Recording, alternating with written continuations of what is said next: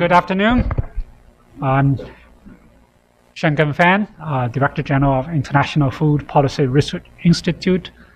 So for many of you, you have seen me quite a bit in the last 2 days. So today's seminar is on input subsidy programs in developing countries, what works, what does not, or what have not worked, and why.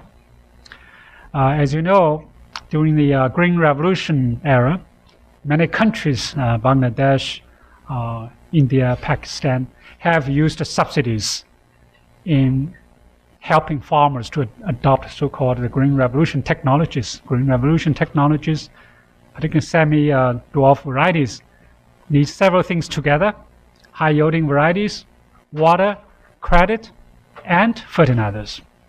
And in the very beginning, because of lack of credit, lack of access to fertilizers, so many governments launched subsidies to promote the Green Revolution technologies. And in some countries, it has succeeded in the beginning to help the farmers to adopt the new technologies. As I can see, it's actually a correction of market failures, because the market will not be able to help the smallholders to access to these technologies. But over time, these fertilizer subsidies, irrigation subsidies, credit subsidies have become so large, have become so inefficient. And when these subsidies are there, it's very difficult to remove. Even farmers realize that sometimes they do not benefit, but because of the political issues, the subsidies have become bigger and bigger. Now, for the last 5 or 6 years, the subsidies have also moved to Africa. Many countries, including Malawi, Zambia, have begun to use fertilizer subsidies to help farmers to enhance their yield. Indeed, some of these programs have also helped smallholders in accessing to fertilizers. Malawi, in particular, probably even beyond. But the question is whether these subsidies will continue to improve smallholders' productivity, improve their income, or whether the subsidies could also distort the markets, cause the macro imbalances because of the increased government spending. So all these important questions. About 3 or 4 years ago, with the Gates Foundation's funding, IFPRI and the MSU worked together to really dig very deep on these issues, whether these subsidies have worked. If not, why not? So the IFPRI and MSU collaboration have started long time ago with Tom Jane, Tom Riordan, many Toms. In the meantime, probably IFPRI has the largest number of our staff graduated from MSU. But I didn't count. Some figures say that maybe 5% or 10% of our staff came from MSU.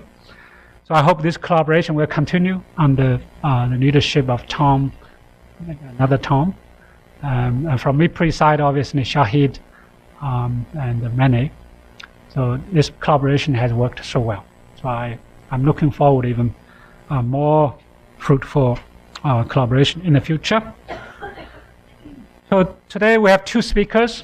So Tom Jane, a professor from MSU.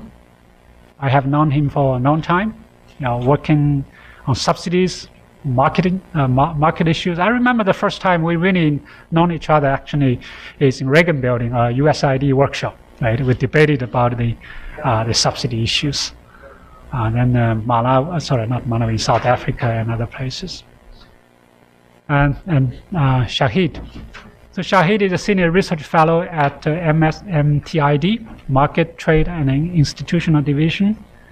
Many of you might have heard about ATA, the Agriculture Transformation Agency in Ethiopia.